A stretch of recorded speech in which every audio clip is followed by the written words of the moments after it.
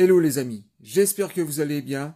Nouvelle vidéo achat score de musique, alors c'est parti.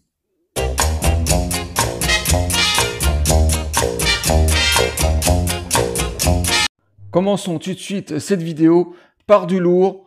Conan le Destructeur. Alors avant de vous parler de ce double album que j'ai acheté récemment, je vais revenir sur le score original de Basil Poledouris, sorti à l'époque. Moi, je l'ai en version cassette audio. Bien sûr, il était édité en vinyle à l'époque.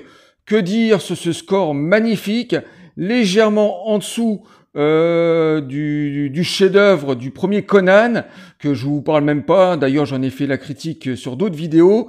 Conan Destructeur, je dirais que au niveau de ce score, il y a beaucoup moins d'émotions, il y a beaucoup moins de thème love, de thème émotionnel. On est toujours dans l'héroïsme, on est toujours dans le baroque, mais je dirais, comparé au chef-d'œuvre du premier Conan, on est légèrement en dessous. Mais Basil Poledouris nous a quand même gratifié d'un score mémorable, au vu même du film, qui est lui assez moyen, qui est regardable, hein. Ça reste un Conan le Barbare, on prend du plaisir, mais le score est nettement supérieur au film. Alors, je reviens sur ce double album, alors une version réorchestrée par l'Orchestre Philharmonique de Prague, donc le score entier, et je dirais à l'écoute de ce score que la reconstitution est plutôt très bonne, même si le chef d'orchestre, l'orchestre a pris quelques libertés par moment. Les versions sont très différentes. C'est constitué de pas mal de medley, donc de petites chutes de plusieurs thèmes comme ça réunis. C'est très particulier. Mais dans l'ensemble, l'écoute est très agréable, c'est très respectueux du score d'origine de Basil Poledouris, donc rien à dire. Moi j'ai pris un plaisir à écouter le score entier de Conan le Destructeur. Et sur le deuxième album, on se retrouve devant 20 minutes d'un opéra qui était donné d'une pièce ou d'un spectacle qui a été donné autour de Conan le Barbare, une sorte de suite si vous voulez, et le score a été composé totalement inédit, et c'est plutôt agréable à écouter. Il y a des nouveaux thèmes, voilà, ça vaut pas bien sûr la musique de Basil Poledouris, bien sûr on est très loin, mais les thèmes sont relativement émotionnels, héroïques. On est dans la matrice de Conan le Barbare, donc voilà, c'est une découverte sur cet album. Et c'est pas désagréable. Et en deuxième partie de ce deuxième CD, on se retrouve sur des relectures beaucoup plus fidèles du film de Conan le Destructeur. Alors cette fois-ci, les thèmes identiques au film. Et je dirais que sur ces 20 minutes, c'est beaucoup plus respecté que sur le score entier qui se trouve sur le premier disque. Donc Conan le Destructeur en version réorchestrée, une petite perle. Pour les noms officiels, donc très bon double album Conan le Destructeur. Je poursuis sur le score complet de Lost Boy. Alors cet album est une copie, ce sont des CDR, parce que j'ai trouvé un vendeur sur eBay qui vendait ou des fichiers ou des copies sur CDR. Donc j'ai demandé qu'il me mette le score entier sur support. Il m'a mis ça sur double disque. Il m'a vendu ça 10 €, c'est relativement correct. Le fichier, lui, était vendu un tout petit peu moins cher, entre 5 et 6 €. Et au sein de ce double album, on se retrouve avec tout le score, symphonique, hein, tout le score, et toutes les chansons pop qu'on avait sur un premier album que j'ai d'ailleurs des années 80, plus des chansons qui manquaient, qu'on a rajoutées sur cet album. Et il y a 40 minutes de score auditionnel de ce film, donc je dirais pratiquement l'intégrale sur un film assez court d'1h40. Donc c'est un score que je cherchais depuis quelques mois, et là j'étais plutôt content et satisfait de trouver ce fichier. Et voilà, donc très bonne écoute, un très bon score plutôt dans un style plutôt film d'horreur à la Hammer, comme ça, avec des élans assez gothiques, avec des thèmes émotionnels, avec des chants d'enfants. Enfin, si vous connaissez la musique de ce film-là, ben voilà, c'est exactement ça, et très marqué années 80, avec toutes ces chansons pop. Donc un très très bon score pour un excellent film des années 80, Génération perdue.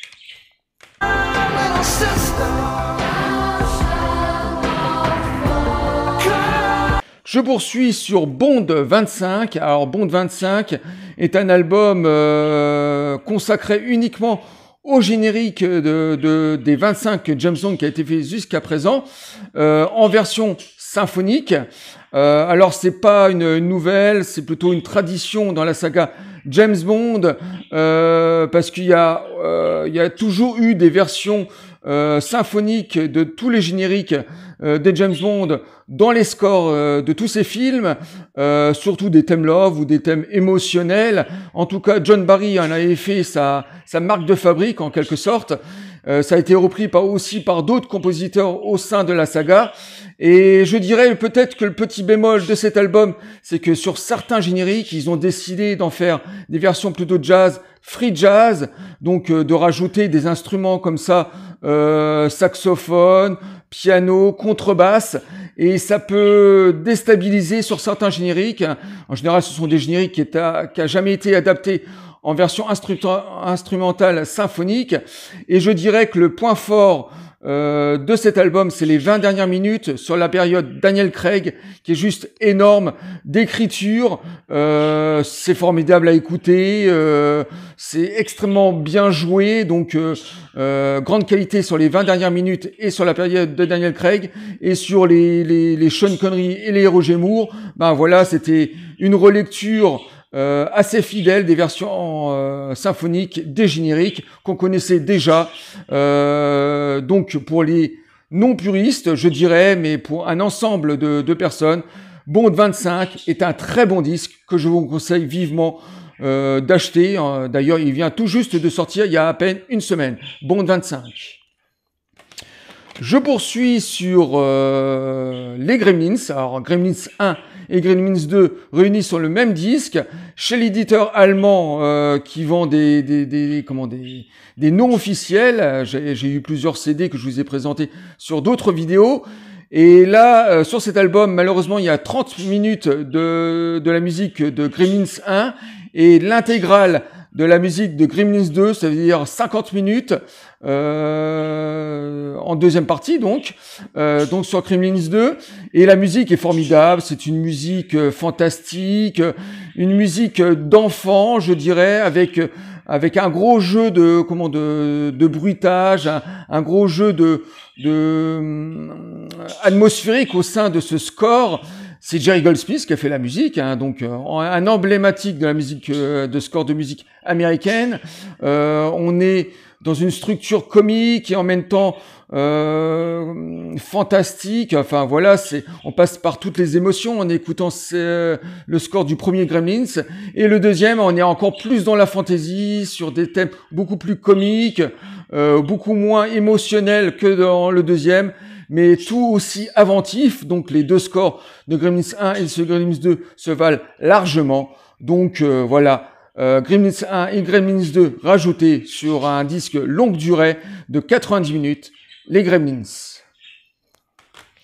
Ensuite, un petit film, ou je dirais plutôt un grand film de guerre allemand que Vincent avait fait la critique il y a quelques semaines, Stalingrad. Alors Stalingrad est une méga production allemande avec je ne sais plus combien de figurants, cinémascope, grande histoire sur les soldats allemands qui étaient envoyés sur le front de l'Est pour la campagne de Russie, qui s'est mal terminée. Donc voilà, ces protagonistes, on les suit avec émotion. Donc grand film de guerre que je vous conseille vivement de regarder. Et son score est terriblement émotionnel, terriblement mélancolique, avec des moments de bravoure comme ça, avec des thèmes qui remontent, qui nous met totalement dans l'atmosphère de cette campagne de Russie dans ces batailles de Stalingrad et mélancolique parce qu'on tous ces thèmes sont raccrochés à ces personnages qu'on a tendance à aimer, même s'ils sont ce sont des soldats allemands.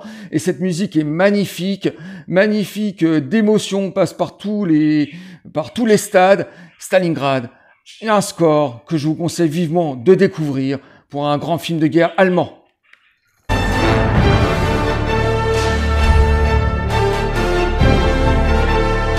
Et pour finir, on va finir par un chef-d'œuvre, Bernard Herrmann, Vertigo, édition Picture Disc, que j'ai acheté il y a quelques semaines, qui était sorti il y a déjà plusieurs mois, je dirais même peut-être 1 an ou 2. Et sur cet album, on a 40 minutes du score de Vertigo. Donc Vertigo, un score assez paradoxal parce que c'est un score de thriller classique avec beaucoup de mystère, avec beaucoup de mystère, d'aventure. C'est pareil, c'est un score où on passe par tous les émotions. Donc pour moi, c'est un des scores que je préfère de Bernard Herrmann avec Psychose ou Les Oiseaux aussi. Et Bernard Herrmann avait une écriture, une façon de faire très particulière, typique des années 50. On est dans de la grande musique orchestrale, avec cette marque de fabrique des années 50. Vous décrire ce score de musique est assez compliqué, mais je dirais qu'on est à la fois dans le fantastique, dans le suspense, dans l'émotion. Enfin voilà, c'est un très grand score. Essayez de le découvrir sur YouTube, je pense qu'il doit avoir des copies, ou l'acheter carrément ou en achetant tout simplement ce magnifique édition Picture Disc. Donc le disque à l'intérieur est blanc. Donc voilà, je ne sais pas si on le voit très bien, mais voilà, le disque à l'intérieur est blanc. Vous voyez, alors il était édité en plusieurs couleurs. Il y a même eu des disques avec des fusions de style, enfin avec des fusions de couleurs, je voulais dire. Et moi, je me suis procuré celui-là, c'était le seul d'ailleurs qu'il y avait en magasin. Et en deuxième partie de cet album, donc il y a les 40 minutes de musique et il y a une quinzaine de minutes sur un best-of de Bernard Herrmann, sur des films qui sont pas spécialement très connus, et au sein de cette deuxième partie, c'est très intéressant parce qu'il y a des films que je connaissais pas, donc des thèmes très intéressants. Donc voilà, qu'est-ce que je peux dire d'autre sur ce magnifique édition de Vertigo qu'il faut acheter absolument pour sa beauté et toute l'originalité de Bernard Herrmann.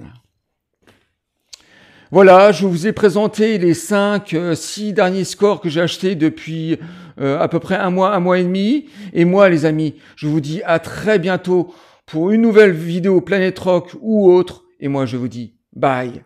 À bientôt, les amis.